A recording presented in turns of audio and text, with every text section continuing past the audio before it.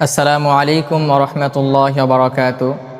প্রিয় দিনী ভাই ও বোনেরা, আজকে আপনাদের সামনে যে বিষয়টি নিয়ে আলোচনা করার জন্য এসেছি সেটি হচ্ছে প্রতি কোরবানির সময় আমাদের অনেক মানুষের মনে একটা বিষয় নিয়ে সংশয় সৃষ্টি হয়, সেটি হচ্ছে 7 ভাগে কোরবানি করা যাবে কি যাবে না।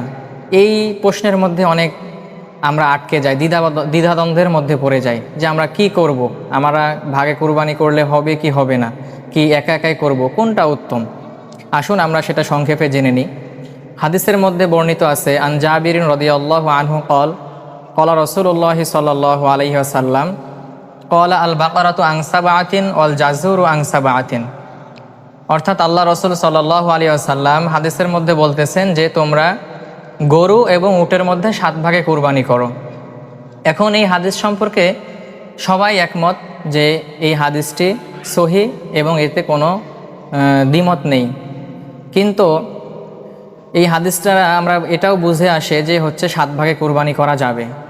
কিন্তু এখানে একটা প্রশ্ন, সেটা হচ্ছে আমাদের অনেক ভাইয়েরা বা অনেক শায়েকেরা বলে থাকেন যে এই হাদিসটি যখন আল্লাহ রসুল বলেছেন তখন আল্লাহ রসুল সাহাবাদেরকে নিয়ে সফরের মধ্যে ছিলেন, অর্থাৎ এটি সফরের হাদিস।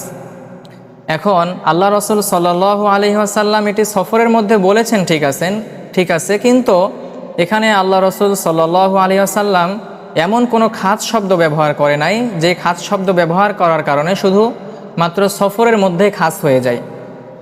অর্থাৎ আল্লাহ রসুল এখানে আমভাবে বলেছেন যে তোমরা 7 ভাগে কোরবানি করো। যদি কোনো খাস শব্দ ব্যবহার করতেন তাহলে এটা শুধু সফরের জন্য খাস হয়ে যেত, সফরের বাইরে আর 7 ভাগে কোরবানি করা সহি হতো না।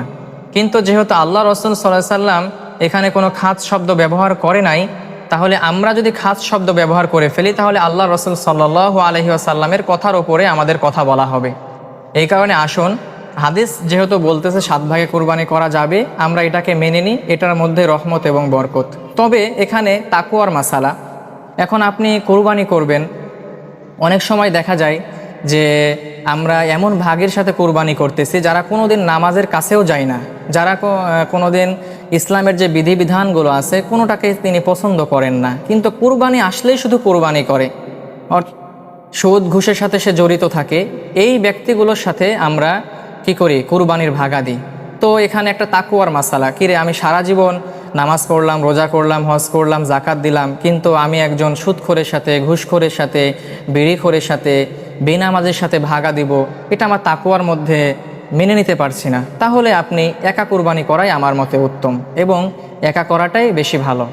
এই কারণে আসুন আমরা যেটা সঠিক সেটাকে মেনে বুঝে চলার চেষ্টা করি এবং আমরা এই সংশয় থেকে বের হয়ে আসার চেষ্টা করি।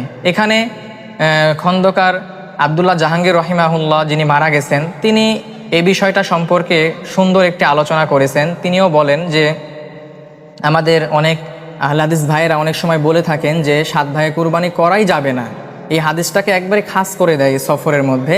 তো তিনি অনেক সুন্দর করে বলেছেন যে এখানে কোনো খাস শব্দ নেই, কিন্তু যারা খাস শব্দ ব্যবহার করবে তারা অন্যায় করবে।